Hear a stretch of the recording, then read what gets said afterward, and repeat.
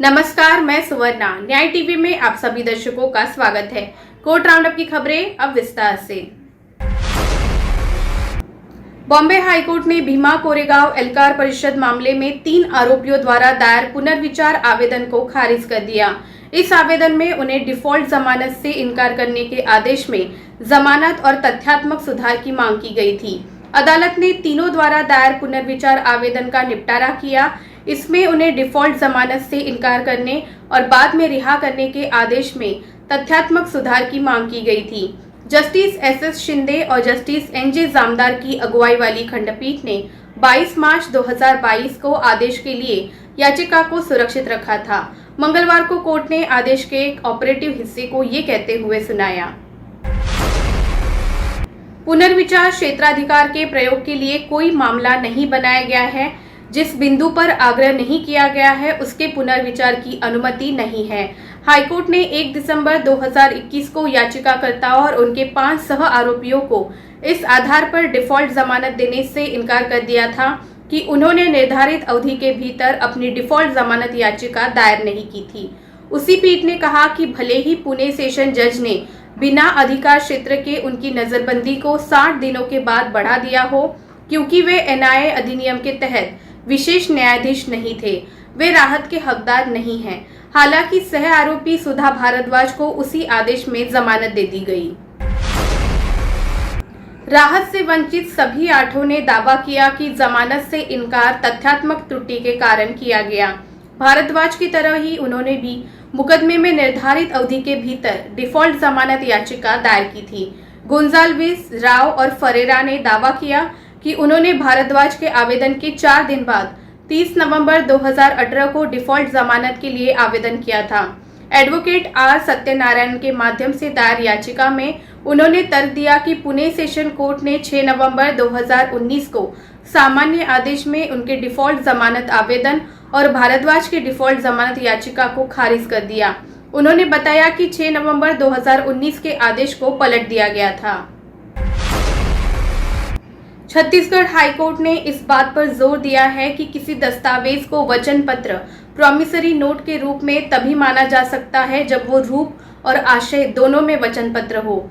Justice Narendra Kumar Vyas ने टिप्पणी की कि यदि दस्तावेज में ऋणग्रस्तता स्वीकार की जाती है कि कोई भी निर्धारित राशि पर मांग देय है, तभी दस्तावेज को एक वचन पत्र कहा जा सकता है। अतिरिक्त जिला न्यायाधीश धमतरी के फैसले से पैदा हुई सिविल प्रक्रिया संहिता की धारा 96 के तहत पहली अपील दायर की गई थी, जिसमें प्रतिवादियों के खिलाफ 3 लाख रुपए की वसूली को खारिज कर दिया गया था। वादी की ओर से दी गई राशि के बदले में प्रतिवादी ने उसी राशि का चेक और लिखित वचन पत्र सौंपा था। हालांकि अचानक दुर्घटना के कारण प्रतिवादी की मृत्यु हो गई। करीब 1 महीने के बाद वादी ने मृतक से लिए गए पैसे को वापस करने का अनुरोध किया, लेकिन तब से उसे पैसे वापस नहीं मिले।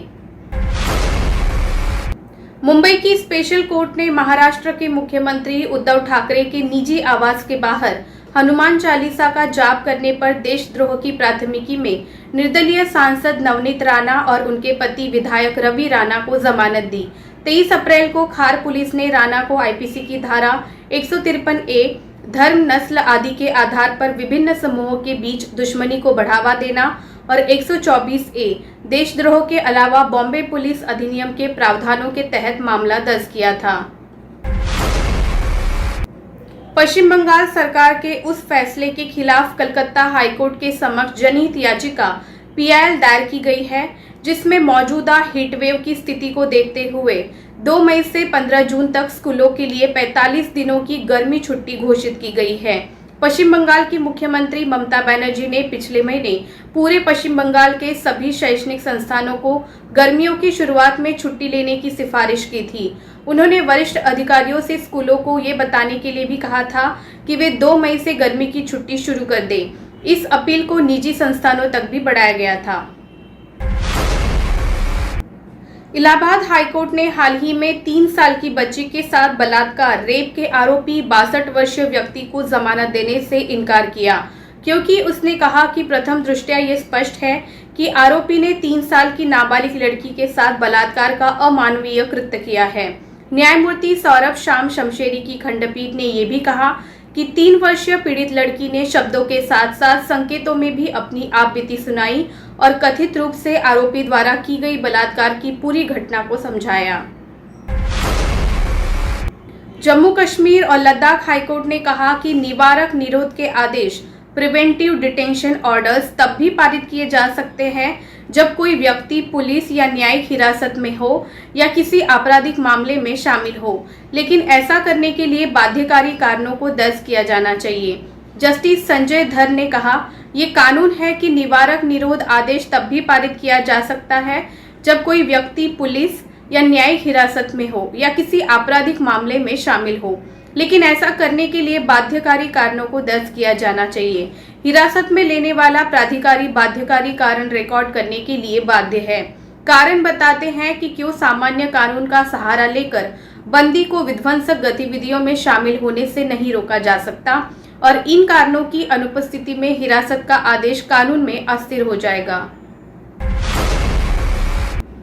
जम्मू कश्मीर हाईकोर्ट ने उस याचिका को खारिज कर दिया जिसमें सरकारी भूमि अधिग्रहण को इस आधार पर चुनौती दी गई थी कि नए राष्ट्रीय राजमार्ग के निर्माण की कोई आवश्यकता नहीं है क्योंकि पहले से ही राजमार्ग मौजूद है जिसे मरम्मत करके चौड़ा किया जा सकता है।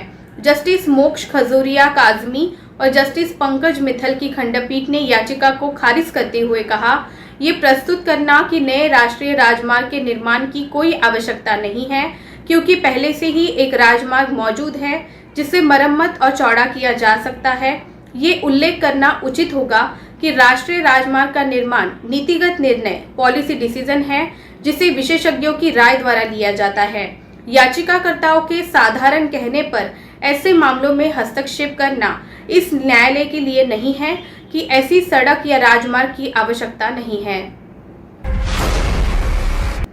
जस्टिस सोनिया गोकानी और जस्टिस राजेंद्र एम सरेन की गुजरात हाईकोर्ट की खंडपीठ ने DRI directorate of revenue intelligence द्वारा शुरू किए गए पुनर्मूल्यांकन को अमान्य करते हुए कहा कि मूल्यांकन करने वाला अधिकारी ही पुनर्मूल्यांकन कर सकता है।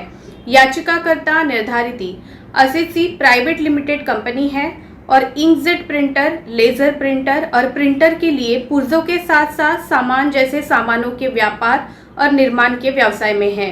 याचिकाकर्ता continuous inkjet printers, CIJ printers, laser marking machine, CIJ printers के लिए पुर्जे और एक्सेसरीज और इस तरह के अन्य सामानों को विदेशों से आयात करती रही है। इन्हें 2014 से 2021 की अवधि के दौरान चीन से सामान आयात किया जा रहा है।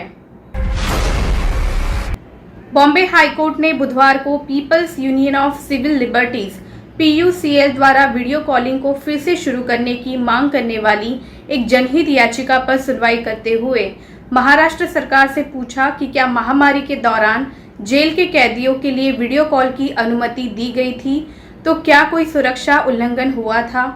चीफ जस्टिस दीपांकर दत्ता और जस्टिस VG बिष्ट की पीठ ने राज्य सरकार को हलफनामा दायर करने का निर्देश दिया जिसमें जेल के कैदियों और उनके वकीलों और परिवार के तत्काल सदस्यों के बीच वीडियो कॉल बंद करने के कारणों का विवरण दिया जाए।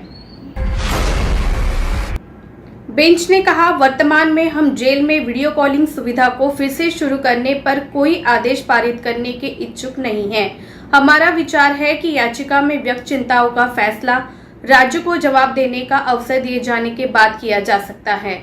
PUCL द्वारा दायर याचिका में कहा गया है कि जब प्रौद्योगिकी भौगोलिक विभाजन को पाटने के लिए मौजूद है तो उसका उपयोग नहीं करना, विशेष रूप से इस तथ्य के आलोक में कि प्रौद्योगिकी को महामारी के दौरान सफलतापूर्वक लागू किया गया था, मनमानी होगी और कैदी के अधिकारों का उल्लंघन होगा। फिलहाल बस इतना ही। अन्य खबरों के लिए जुड़े रहिए न्याय टीवी के साथ। नमस्कार।